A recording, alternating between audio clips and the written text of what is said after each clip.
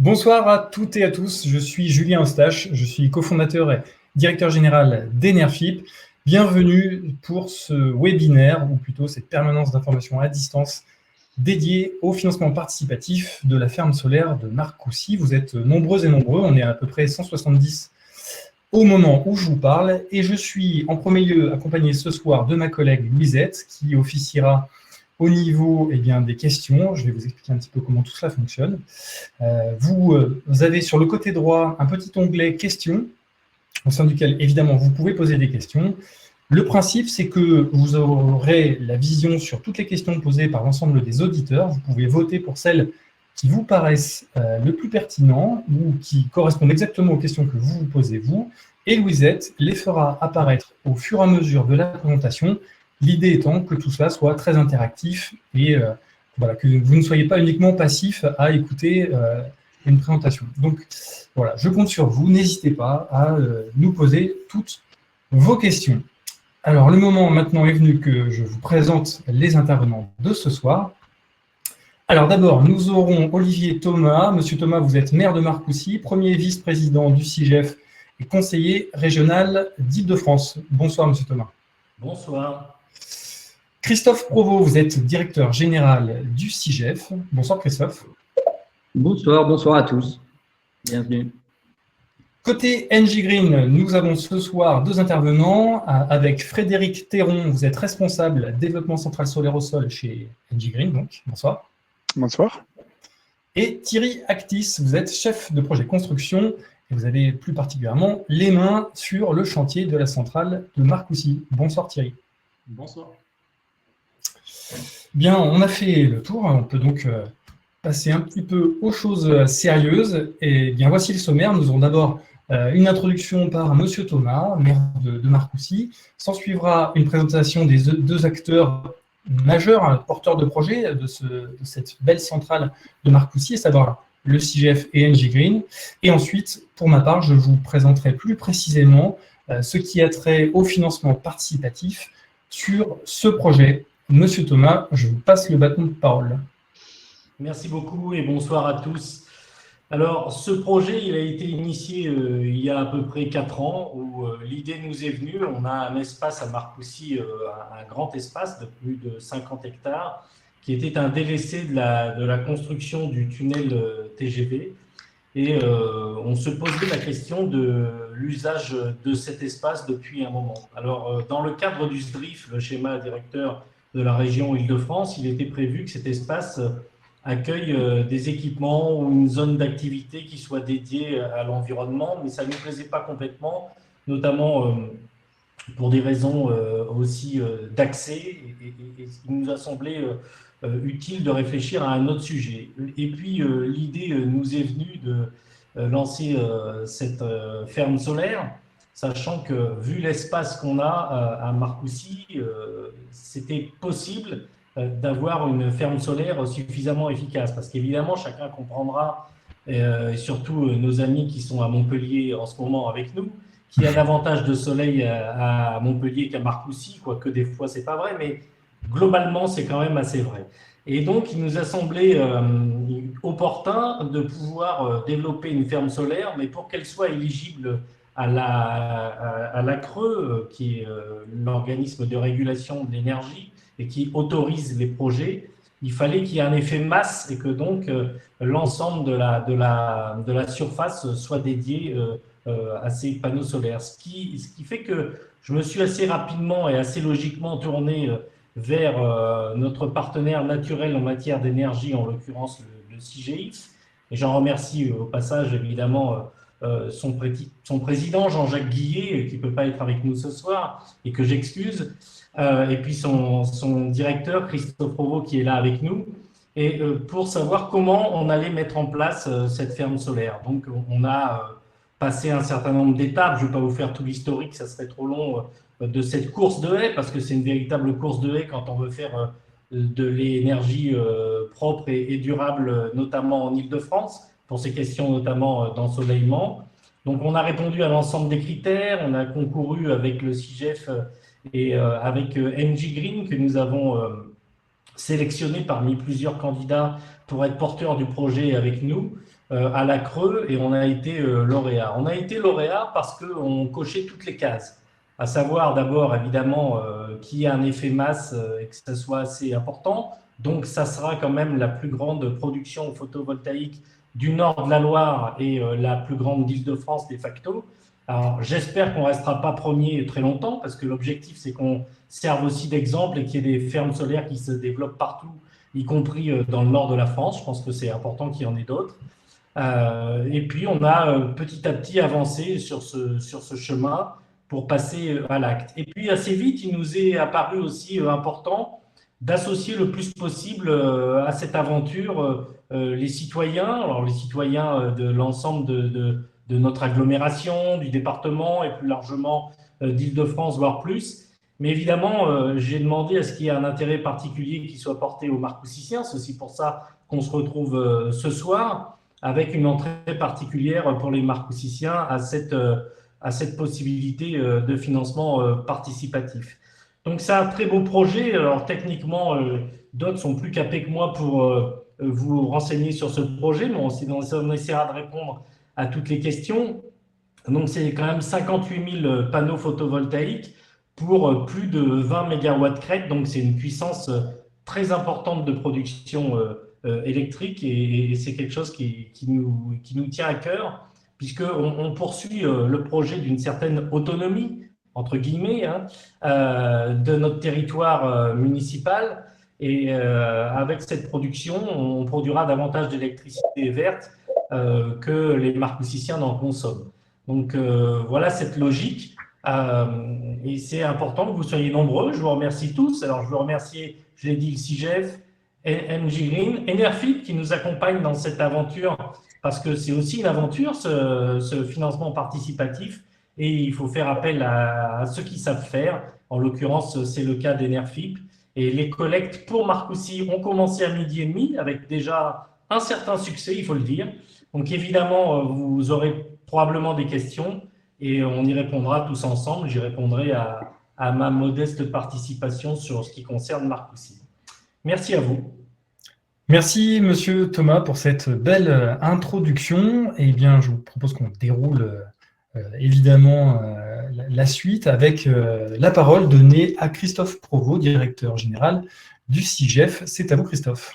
Merci, Julien. Bonsoir à tous à nouveau. Et je voulais remercier moi aussi mon tour, Olivier Thomas, maire de Marcoussis, premier vice-président du CIGEF, pour son introduction et pour avoir fait confiance au syndicat intercommunal pour le gaz et l'électricité en Île-de-France pour porter l'ambitieux projet qui nous réunit ce soir.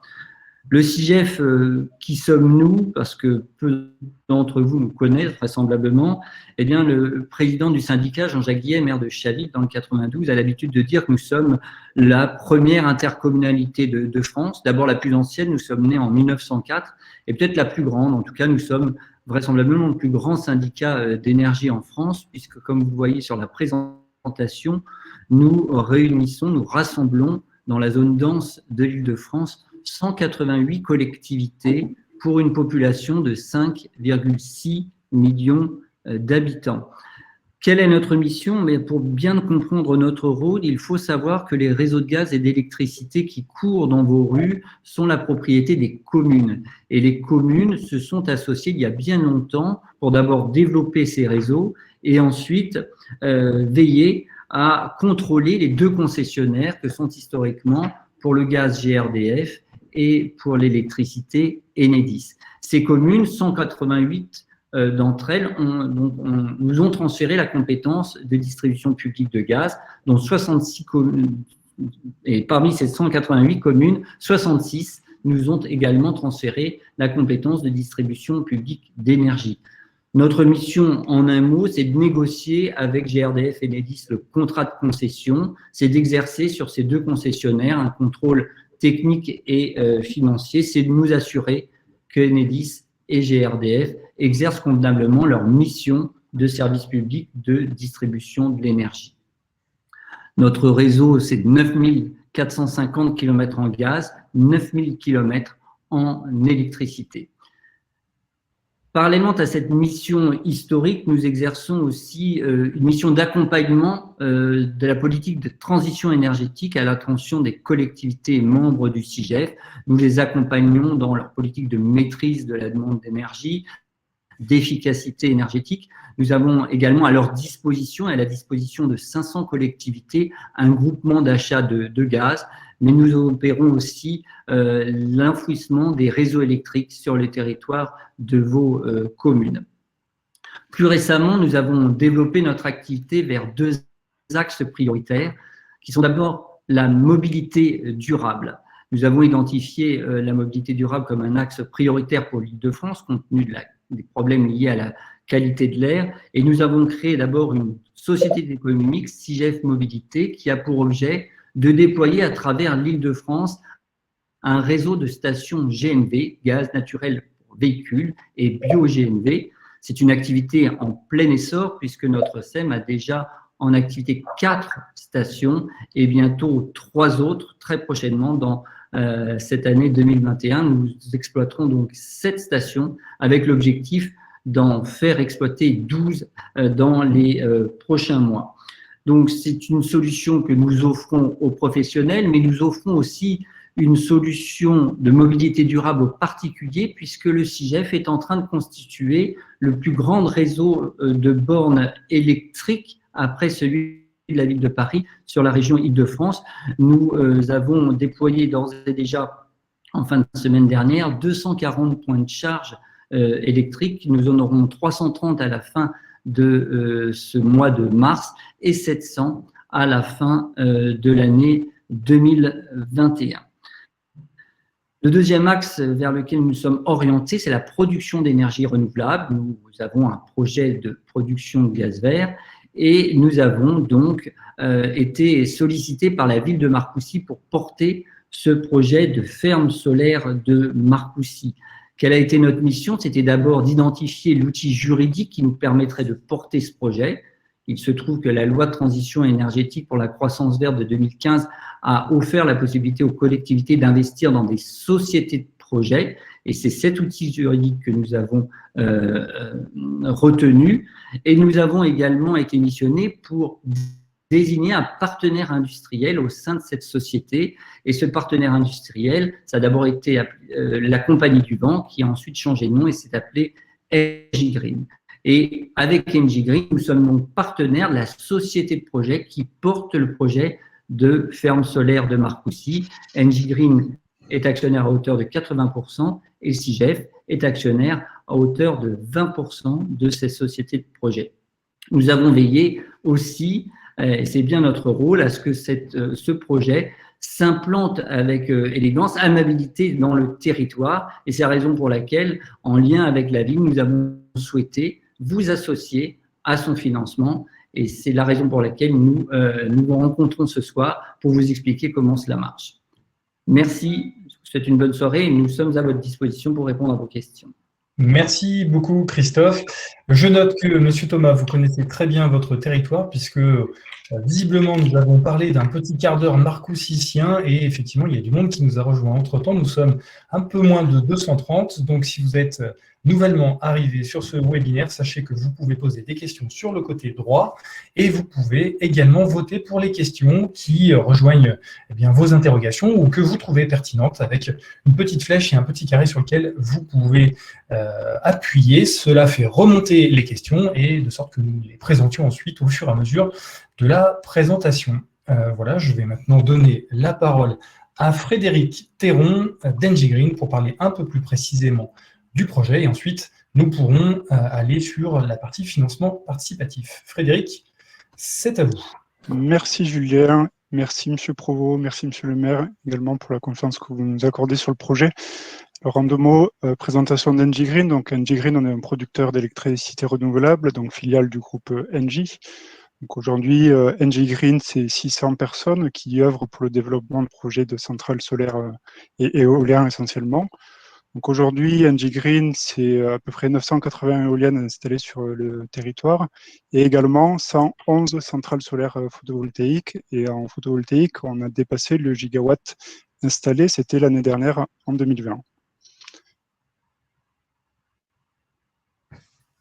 tu peux passer.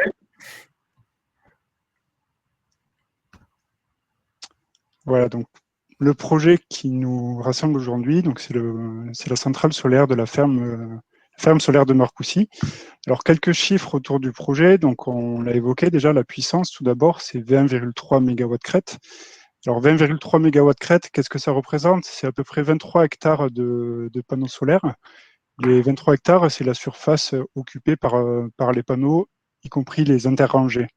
Donc, c'est vraiment les plateaux qui sont équipés, représentent 23 hectares, sur un site qui est un peu plus grand. Le site fait 38 hectares, mais on n'a pas pu tout équiper, notamment pour des questions de topographie, mais surtout pour des questions environnementales, où la prise en compte de la dimension environnementale a été un objectif clé dans le développement du projet. Donc, ces 20 MW de panneaux solaires, ils vont permettre de produire à peu près 22 gigawattheures d'électricité. Et il s'avère que la consommation moyenne des Français est à peu près de 2200 kWh par personne. Du coup, voilà, notre centrale solaire va permettre de produire l'équivalent de ce que consomment à peu près 10 000 personnes. C'est une moyenne de consommation, c'est les 2200 kWh, c'est des données RTE. Et à Marcoussis, si j'ai les bons chiffres, il y a autour de 8200 habitants, monsieur le maire, vous confirmez? Donc, ça, votre micro est coupé, mais j'ai cru comprendre que vous avez confirmé. 2303. Voilà, c'est ça. Et donc, la production d'électricité de la centrale solaire va donc représenter à peu près 120% de la consommation domestique des habitants de la ville de Marcoussis. Donc, c'est une taille tout à fait honorable et on peut considérer que la centrale solaire va permettre d'être une ville à énergie positive, en quelque sorte. Voilà, en termes de retombées environnementales, elle permettra d'économiser à peu près 9000 tonnes de CO2 tous les ans. Ok. On a, je crois, une première question ce soir qui devrait s'afficher sur notre écran. Si tout va bien, la voilà. Quel est le bilan carbone de l'opération sur la durée de l'exploitation? Alors peut-être Frédéric ou Thierry, l'un des deux. Oui, alors le bilan carbone de l'installation, enfin, on aura remboursé notre dette carbone en moins de 3 ans, en fait. Donc en moins de 3 ans, on aura économisé assez de CO2 pour avoir un solde bien sûr positif sur la durée de vie du projet. C'est quand même une incitation de départ de développement des énergies renouvelables, c'est de lutter contre le réchauffement climatique. Du coup, la centrale solaire est prévue de fonctionner jusqu'à 35 ans, donc le solde, fort heureusement, sera plus que positif. Il y aura un facteur à peu près 12 ou 13 entre ce qui a été émis pour la fabrication des panneaux solaires et la construction de la centrale, et ce qui sera effectivement économisé. Très bien, merci Frédéric. Une autre question peut-être?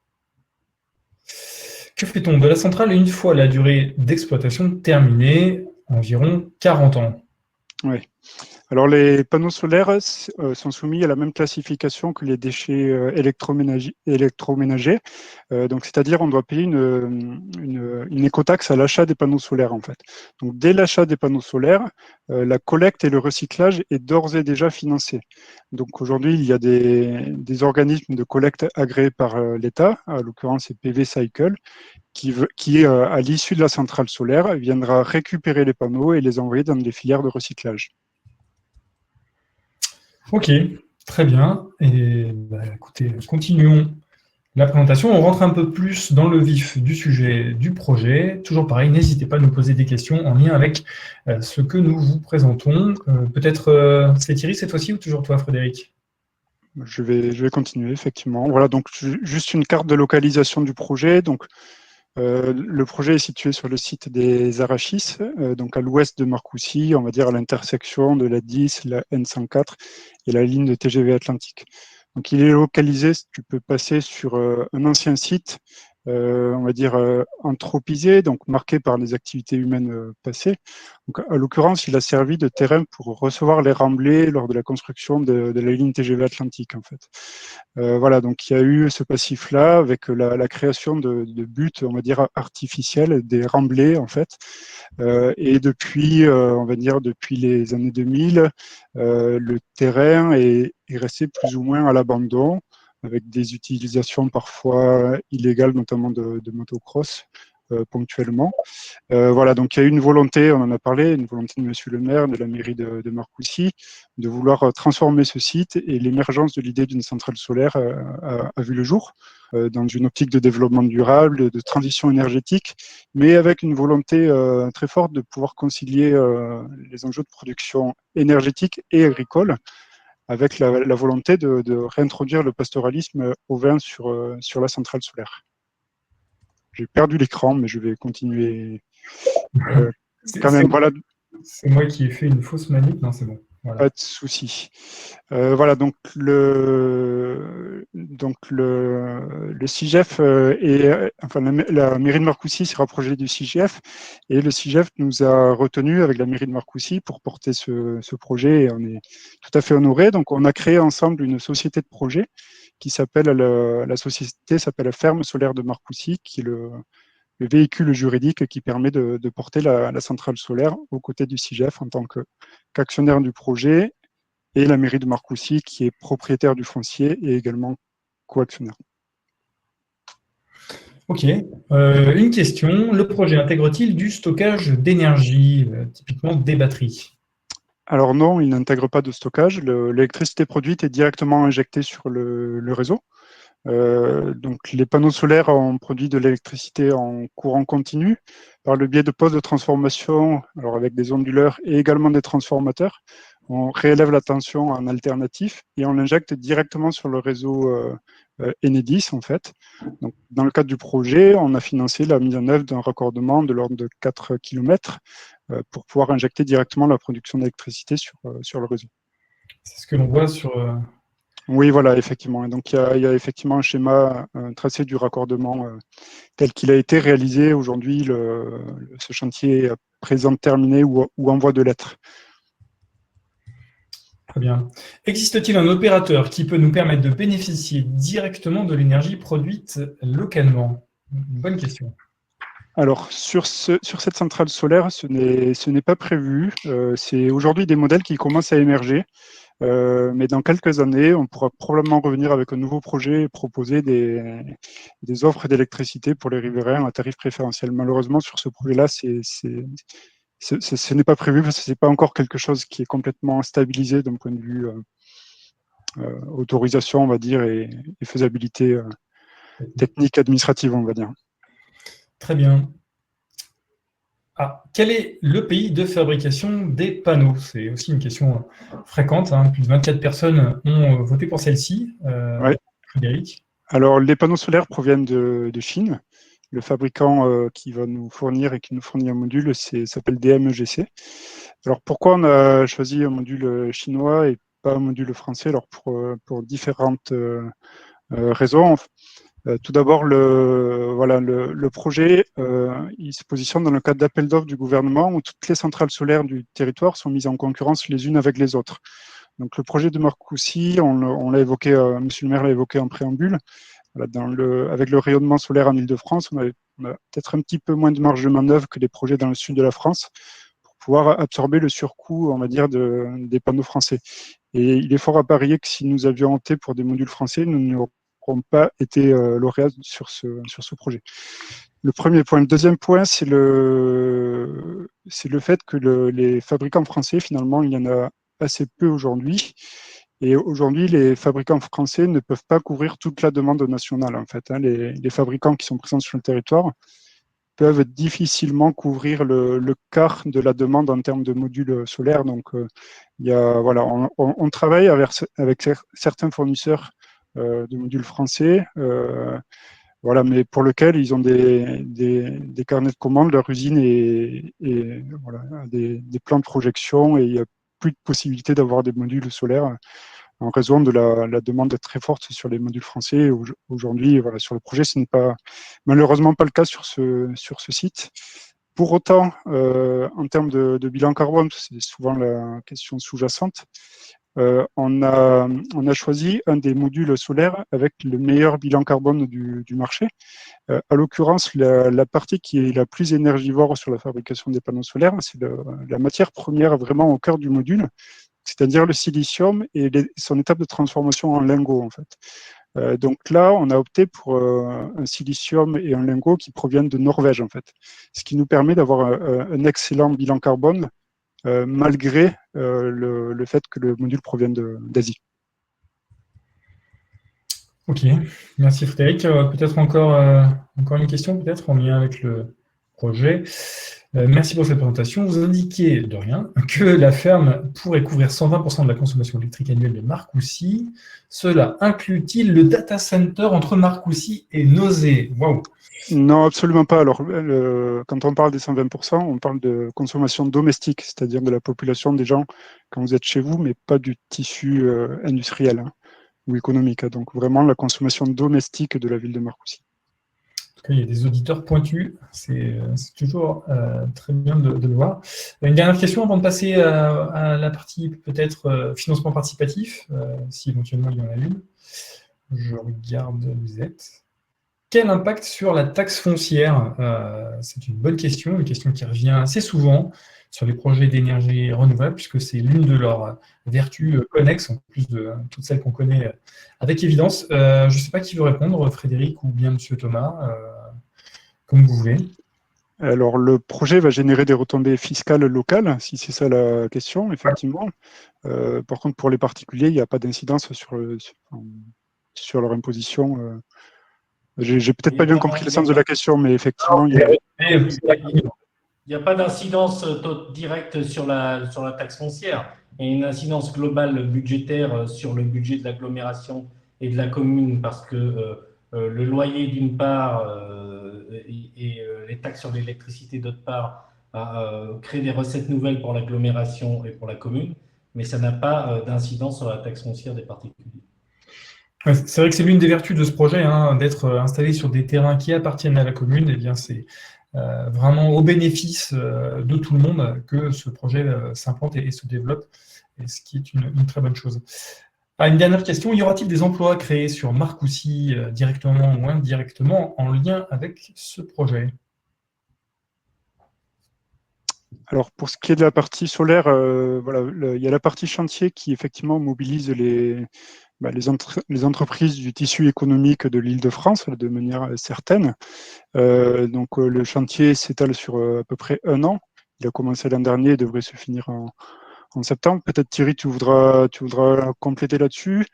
Voilà, en complément, il y aura la phase d'exploitation. Alors, sur la phase d'exploitation, c'est justement la page qui est affichée à l'écran. Il y a un objectif de vouloir réintroduire le pastoralisme ovin sur le site.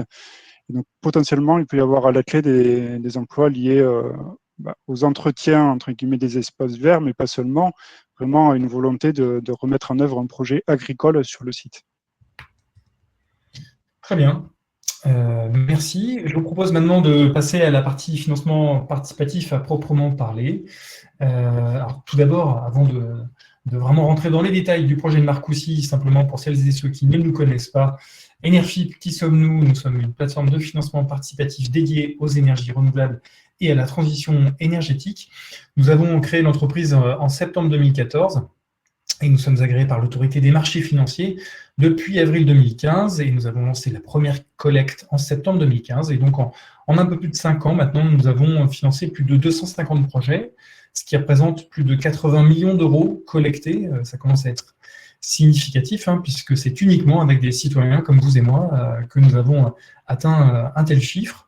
Nous avons une communauté, c'est-à-dire des gens inscrits sur la plateforme qui est de plus de 24 000 personnes aujourd'hui, et nous sommes une équipe de 19 personnes, pour l'essentiel basée à Montpellier, avec quelques personnes qui sont un peu essaimées en France, notamment Louisette, qui est avec nous ce soir, et qui vit à Chamonix. Un peu plus maintenant de détails sur notre approche, notre façon d'aborder notre métier au quotidien.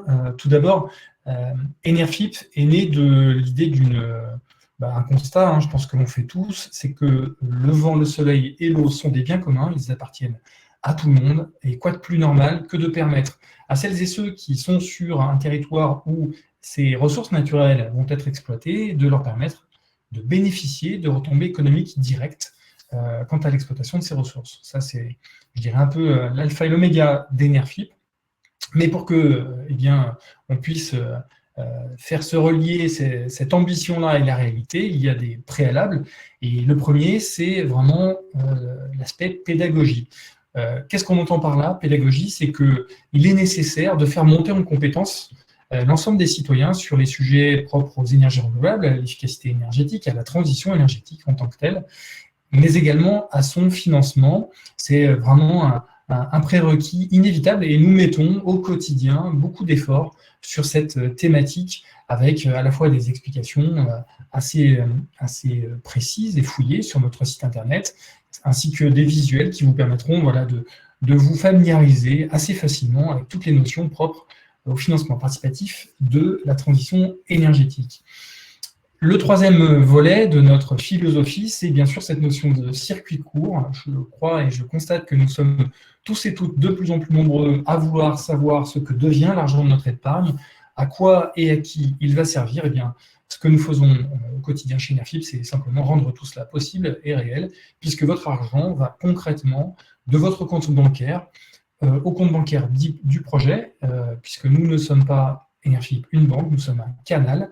Notre rôle est d'analyser les projets, de présenter les projets les plus fiables, les plus vertueux à l'investissement pour les citoyens. Mais ensuite, c'est vraiment une relation tout à fait directe qui s'opère entre le citoyen et le projet. Alors, vous l'avez sans doute constaté, si vous avez eu la curiosité et la possibilité d'aller sur notre site enerfip.fr, nous avons, pour le projet de Marcoussis, lancé 2 collectes concomitantes. Il n'y a pas 2 projets, hein, ce n'est pas un piège, il y en a bien un seul. Une première collecte qui est en fait en lien direct avec le dossier de candidat à la Commission de régulation de l'énergie. C'est un appel d'offres national que lance l'État à peu près tous les 3 à 6 mois et auquel a candidaté le projet de Marcoussis. L'objectif de ces appels d'offres, eh bien, c'est de pouvoir obtenir un tarif d'achat sur 20 ans quant à l'exploitation de l'électricité qui sera produite. Et donc, je vous fais ça assez simplement, en prenant un peu les raccourcis. Plus vous candidatez avec un tarif d'achat bas, plus vous avez de chances d'être lauréat. C'est un peu ce qu'expliquait tout à l'heure Frédéric dans sa présentation. Et donc, le projet de Marcoussis a été lauréat et s'est engagé, dans le cadre de sa candidature, à mettre en place du financement participatif. Le fait est que la Commission de régulation de l'énergie, en pareil cas, cadre ce financement participatif et impose un certain nombre de critères. Le premier d'entre eux, concernant le projet de Marcoussis, est que ce financement participatif soit apporté par des citoyens du territoire, c'est-à-dire du département du projet et des départements limitrophes, mais également que ce financement soit apporté sous forme d'action. Donc là, vous devenez actionnaire du projet. Alors, vous n'êtes pas actionnaire directement du projet, puisque pour simplifier le fonctionnement, nous avons créé une société ad hoc, de laquelle vous devenez actionnaire, et c'est cette structure, cette entreprise qui va ensuite, avec l'argent collecté auprès des citoyens, eh bien, acquérir 20% de part du projet de la ferme solaire de Marcoussis. S'agissant de la rémunération sur cet investissement en action, vous bénéficiez d'un rendement de 4,5% par an avec une maturité, c'est-à-dire un horizon d'investissement à 4 ans. Très simplement, ça veut dire que vous investissez aujourd'hui et vous percevez le remboursement de votre investissement initial dans 4 ans. Voilà, c'est comme ça qu'il faut le percevoir. Ce qui est particulier avec les actions, c'est que vous ne percevez pas, pendant ce temps de détention, de versement annuel ou semestriel. C'est le principe, un petit peu, si vous voulez, des actions. Il y a ce côté un peu bloqué, un argent bloqué pendant 4 ans, mais qui travaille, évidemment, pour vous permettre d'obtenir, eh bien, au bout du compte, ce rendement qui est ô combien intéressant par rapport à ce qu'on peut observer aujourd'hui sur le marché de l'épargne.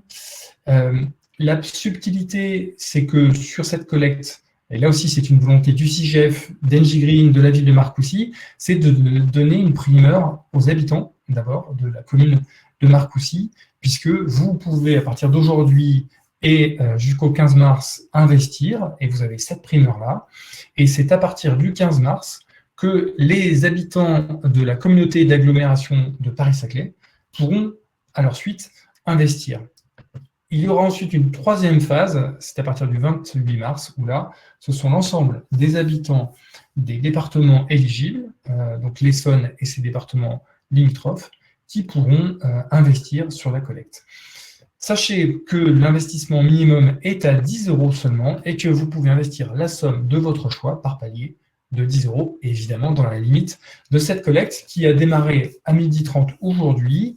L'objectif est à 1 800 000 € et nous avons collecté à peu près 40 000 € au moment où je vous parle. Deuxième collecte concomitante à celle que je viens de vous présenter. Celle-ci, pour le coup, elle est exclusivement réservée aux habitants de Marcoussis. C'est une collecte qui est différente dans le sens où ce ne sont pas des actions qui sont proposées, ce sont des obligations. C'est-à-dire, là, vous allez seulement être prêteur, vous n'accédez pas à la gouvernance du projet, contrairement à la première collecte. Là, vous êtes plus passif, uniquement prêteur, mais vous avez l'avantage d'avoir un rendement qui est un peu plus abondé à 5,5% par an et sur un horizon d'investissement qui lui aussi est de 4 ans. Donc c'est la même durée que la collecte en action. La subtilité, c'est que sur cette collecte en obligation, vous percevrez chaque année à date anniversaire les intérêts courus de votre investissement. Et c'est à l'issue de ces 4 ans que votre capital initialement investi vous sera remboursé. Cette collecte est sur une surface un peu moindre, puisque c'est 100 000 € qui sont proposés à l'investissement. Et on faisait le point tout à l'heure avec M. Thomas avant le début de ce webinaire. Je crois qu'il y avait environ 73 000 € qui avaient déjà été souscrits. Donc voilà, les places sont chères. Il ne doit plus rester beaucoup de places au moment où je vous parle. En tout cas, vous pouvez investir là aussi à partir de 10 € la somme que vous voulez, dans la limite de 2 000 € par personne. Est-ce qu'il y a des questions? Oui. Est-ce un taux garanti? Alors, c'est une bonne question. Alors, je vais répondre pour les deux collectes. Dans le premier, c'est un taux garanti dans le sens où il y a en fait une obligation du CIGEF et d'Engie Green de se porter acquéreur de vos actions dans 4 ans et de vous les racheter en vous octroyant ce rendement de 4,5%. Donc, il y a vraiment un engagement très fort juridique qui est scellé au travers d'un contrat. Donc, on peut dire que c'est une forme de rendement garanti, même si, évidemment, la seule vraie garantie digne de ce nom, ce serait de l'argent bloqué sur un compte qui soit là en cas de besoin pour vraiment honorer cet engagement-là. Mais vous avez en tout cas le CIGEF et Engie Green qui sont complètement engagés à vous racheter vos actions dans 4 ans en vous octroyant ce rendement de 4,5%. Sur la collecte, alors je finis juste, sur la collecte en obligation, c'est une obligation là du projet, de la ferme solaire de Marcoussis, de vous servir un taux d'intérêt de 5,5% par an. Donc il n'y a pas de garantie à proprement parler, c'est un engagement formel, mais il n'y a pas de garantie associée à ce taux d'intérêt. Peut-on récupérer entièrement son capital investi en cas de problème? Alors, c'est une très bonne question. Oui et non. Alors, pourquoi je vous donne cette réponse un peu de Normand, et désolé s'il y a des Normands qui nous écoutent, c'est que dans les faits, il est possible de retrouver de la liquidité au travers de votre investissement, qu'il soit fait en action ou en obligation. Alors, pour la collecte en action, c'est possible à condition que l'acquéreur de vos titres, de vos actions, soit lui aussi éligible au sens de ce qu'exige la Commission de régulation de l'énergie. Donc, attention à cela. Et puis aussi sous réserve que vous trouvez un acquéreur et que vous vous entendiez avec lui. Donc, sachez que nous avons ouvert sur Enerfip un espace pour cela. Nous avons obtenu l'accord de l'autorité des marchés financiers pour permettre la mise en place d'un marché secondaire vous permettant de pouvoir proposer à la vente des actions ou des obligations que vous seriez amené à acquérir sur Enerfip, l'idée étant de pouvoir récupérer votre capital en cas de besoin. Donc pour les obligations, vous aurez aussi cette possibilité de pouvoir céder en cours de route vos obligations. Il n'y aura pas le fait que vous êtes obligé de trouver quelqu'un d'éligible comme pour la collecte en action, mais ça reste quand même quelque part pas forcément garanti que vous trouvez quelqu'un qui vous rachète vos titres. Donc, conservez toujours à l'esprit que dans votre investissement, il y a ce risque d'illiquidité, c'est comme ça que ça s'appelle. Il est possible que vous ne trouviez pas acquéreur des titres que vous allez acquérir. Donc, faites bien attention lorsque vous investissez à investir un argent dont vous n'avez pas besoin tout de suite et dont vous n'aurez pas besoin vraisemblablement dans les mois, les années qui viennent. Peut-on garder les actions au-delà des 4 ans? Eh bien non, ce n'est pas possible. Il y a en fait une sorte d'engagement réciproque, à la fois, comme je l'ai dit tout à l'heure, du CIGEF et d'Engie Green à acquérir les titres détenus par vous, les citoyens, et il y a cet engagement de l'autre côté, côté citoyen, à céder ces actions au CIGEF et à Engie Green à l'issue des 4 ans. Ça, c'est extrêmement encadré par le même contrat que celui dont je vous ai parlé tout à l'heure. Est-ce qu'il y a d'autres questions? Les actions sont-elles éligibles au PEA? Eh bien oui, elles sont éligibles au PEA, tout à fait. Si vous avez un PEA, je vais le dire peut-être pour celles et ceux qui ne sont pas au fait, c'est un plan d'épargne en action. C'est en fait ce qu'on appelle un compte titre que vous pouvez ouvrir auprès de votre organisme bancaire. L'intérêt de ces comptes titres, de ce compte titre PEA, c'est que en faisant un investissement par son biais, eh bien, vous allez bénéficier d'une défiscalisation sur la partie impôt sur le revenu. Donc, on va y revenir tout à l'heure, vous allez comprendre un peu mieux, mais ça va alléger la fiscalité de votre investissement. Il y a en revanche l'obligation que ce PEA eh bien, soit, pour que vous puissiez retirer de l'argent de ce PEA, il faut que ce PEA ait au moins une durée d'existence de 5 ans. Sinon, vous êtes obligé de payer cette fiscalité qui vous a été déduite. Voilà. Est-ce qu'il y a d'autres questions? Une dernière. Financement participatif est-il aussi ouvert aux institutionnels? Sommes-nous, tant que particuliers, en concurrence avec ces investisseurs? Alors, non. Ces financements-là qui nous regroupent ce soir sont dédiés vraiment uniquement aux citoyens. Les institutionnels, comme vous dites, par exemple, une société comme le CIGEF, eh bien, sont déjà par ailleurs porteurs de projets dans le projet de Marcoussis. Et donc, c'est vraiment un investissement qui est proposé aux citoyens. Il faut savoir que la Commission de régulation de l'énergie et la loi pour la transition énergétique prévoient la possibilité pour les collectivités d'investir sur ces collectes. Mais hormis les collectivités, eh bien, seuls les citoyens, comme vous et moi, peuvent investir sur l'une de ces deux collectes que je vous ai présentées ce soir. Je continue. Alors justement, on en vient à la partie risque et fiscalité, puisque eh bien, en tant que société agréée par l'autorité des marchés financiers, je me dois de vous indiquer qu'il y a forcément des risques, comme dans tout investissement. Le risque zéro n'existe pas, nulle part. Donc, sur ce projet, typiquement, il y a des risques de perte en capital et des risques liés à la construction, ce sont les risques principaux. Donc, pourquoi est-ce que je vous dis cela? Parce qu'il faut toujours avoir à l'esprit que voilà, il n'y a pas de risque nul, absolument pas. Ça ne veut pas dire que ce sont des investissements extrêmement dangereux, loin de là. Vous êtes en face d'acteurs qui sont extrêmement solides financièrement, d'un projet qui bénéficie d'un contrat d'achat pendant 20 ans, avec EDF comme acquéreur, des kilowattheures, une technologie mature, éprouvée. Donc, vous êtes sur un chemin tout à fait balisé pour autant. Voilà. Mon rôle à moi, c'est de vous dire qu'il y a toujours un risque et il faut toujours l'avoir à l'esprit. Sachez qu'il n'y a pas de frais à aucun moment pour vous, investisseurs, que ce soit au moment où vous créez votre compte sur Enerfip ou bien lorsque vous percevez l'ensemble de vos intérêts ou de vos remboursements. Il n'y a absolument aucun frais qui s'applique. Et pour ce qui est de la fiscalité, eh bien, c'est le prélèvement forfaitaire unique qui s'applique à votre investissement. Ce prélèvement forfaitaire unique, qu'on appelle aussi la flat tax en mauvais français, il est de 30% sur les intérêts perçus.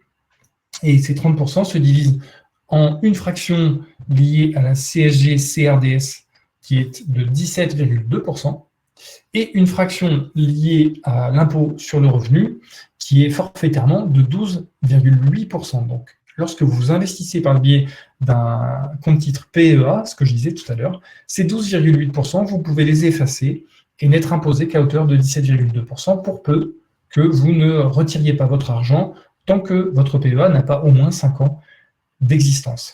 Il faut savoir que ce prélèvement, en tout cas fiscal, nous le réalisons à la source et vous percevez sur votre livret Enership uniquement le net. Donc, c'est quand même déjà un peu plus lisible. Et nous nous occupons de réaliser pour votre compte l'ensemble des déclarations auprès des services des impôts dont vous dépendez, ce qui fait que vous recevez une déclaration tout à fait pré-remplie et que vous n'avez pas de démarche particulière à réaliser auprès du service des impôts dont vous dépendez. Est-ce qu'il y a une question en lien avec tout cela? Non. Très bien.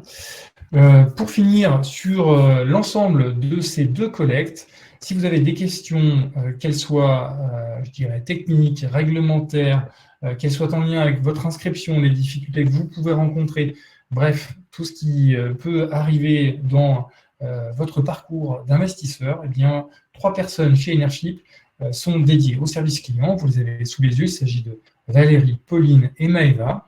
Vous pouvez les joindre soit au 04 119 34 111, 04 119 34 111, soit à l'adresse courriel service client en un seul mot et au singulier @enerfip.fr. Alors, je crois qu'on a fait le tour de la présentation. Est-ce qu'il y a des questions qui demeurent, peut-être, Louisette, qui sont, pour l'instant, pas encore répondues? Je vois qu'il y a eu beaucoup de réponses par écrit par nos intervenants, notamment M. Thomas et par Frédéric. J'ai répondu à plusieurs questions. Pouvez-vous repréciser, je vois qu'il y a plusieurs questions sur la différence entre action et obligation, le repréciser simplement. Bien sûr. Donc, lorsque vous allez acquérir des actions, vous avez accès à la gouvernance du projet, donc vous êtes plus impliqué. Ça, c'est une première chose. Mais votre investissement n'aura pas la même configuration puisque vous ne percevez rien pendant 4 ans et vous percevez tout au bout des 4 ans, c'est-à-dire le remboursement de votre capital investi initialement et l'ensemble de vos intérêts qui eux-mêmes auront été capitalisés, c'est-à-dire qui eux-mêmes auront travaillé pendant ces 4 ans. Donc ça, c'est un investissement, je dirais, qu'il faut envisager avec une somme que vous savez pouvoir bloquer pendant ces 4 ans beaucoup plus facilement. Sur la partie en obligation, là, vous n'êtes pas du tout engagé d'un point de vue gouvernance. Vous n'avez pas accès à la gouvernance du projet. Vous êtes simplement prêteur et vous percevez chaque année à date échéance les intérêts courus de votre investissement. Et c'est au bout des 4 ans que le capital investi vous est remboursé. Voilà, c'est vraiment deux approches tout à fait différentes, avec des rendements différents, avec des fréquences de versement qui sont différents. Donc voilà, à vous de voir ce sur quoi vous êtes le plus à l'aise, et pourquoi pas même les deux, c'est toujours intéressant de ventiler vos investissements. Il y a une question, dans quelle mesure les citoyens financeurs ont-ils une voix sur la gestion de la centrale? Alors oui, c'est ce que je disais, hein, ils sont actionnaires dans le sens où ils prennent des actions. La subtilité, c'est qu'ils sont actionnaires non pas directement de la ferme solaire de Marcoussis, mais ils sont actionnaires d'une société citoyenne que nous créons spécifiquement pour ce projet. Et donc, ça permet de regrouper l'ensemble des citoyens. En général, sur ce type de projet, sur ce type d'investissement, nous avons des sociétés qui sont constituées de 300 à 400 personnes hein, quand même, qui sont actionnaires.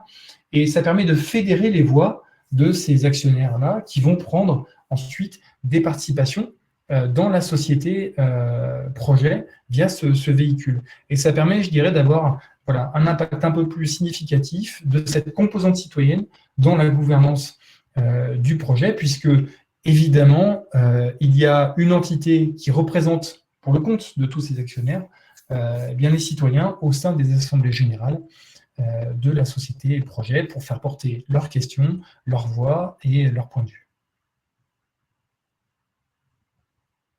Est-ce qu'il y a d'autres questions? On a fait le tour. Bien. Ah si. Avez-vous une date d'ouverture de la production électrique? Ah, c'est une bonne question.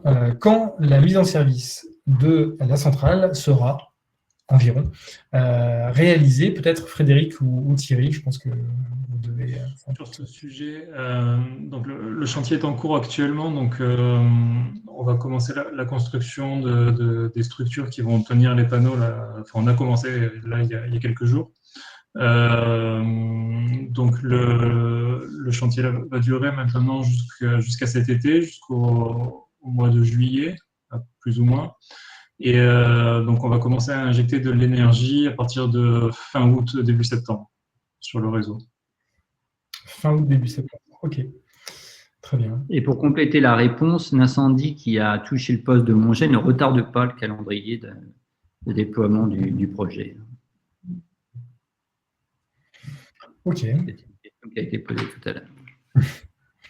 Merci pour cette réponse.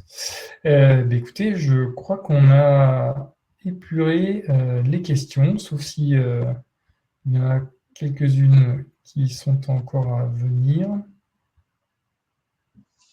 J'attends pour voir, je regarde dans la liste des questions. Pour les titulaires d'un PEA, comment participer à la collecte via ce PEA? Alors, c'est extrêmement simple.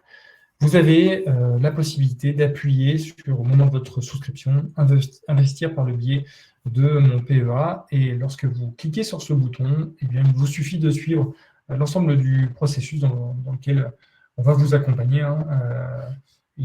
C'est assez simple, en fait. C'est un petit peu lourd parce qu'il faut échanger entre vous, votre banque et nous, mais c'est tout à fait fonctionnel et on a à ce jour de nombreux investissements qui s'opèrent par ce biais-là. Et il y a une question d'un auditeur qui veut savoir si on peut prendre des actions et des obligations. La réponse est oui. Évidemment, si vous avez fait attention, ça sous-entend que vous êtes forcément un habitant de Marcoussis, puisque les obligations sont réservées uniquement aux habitants de la commune. Mais si c'est le cas, oui, vous pouvez tout à fait prendre des actions et des obligations. Ce n'est pas un problème. Voilà, je crois qu'on a fait un peu le tour. Mais écoutez, j'en profite pour vous remercier toutes et tous, chers intervenants, pour votre disponibilité et puis pour la clarté de vos interventions. Je remercie aussi tous les auditeurs. Il faut savoir qu'on est monté en pointe à un peu plus de 240 personnes ce soir, ce qui est un très bon score et ce qui démontre bien, l'attrait de ce beau projet sur ce territoire de Marcoussis. Donc bravo aux porteurs de projet, bravo aux élus, parce que c'est d'abord votre réussite à vous. Et bien évidemment, comme je le disais tout à l'heure, n'hésitez pas, si vous avez des questions subsidiaires, à nous les poser, soit en nous appelant au 04 119 34 111, 04 119 34 111, soit par courriel, service client en un seul mot et au singulier, @enership.fr. Vous pouvez revoir ce webinaire en replay via un lien que vous recevrez en suivant à l'issue de cette présentation. Eh bien, il me reste à vous souhaiter à toutes et tous une très belle soirée et bien évidemment à très bientôt pour la suite qui concerne ce projet. Merci beaucoup. Merci à tous. Merci à tous et merci Julien pour l'animation. De rien. Merci. Au Bonne revoir. soirée. Merci à tous.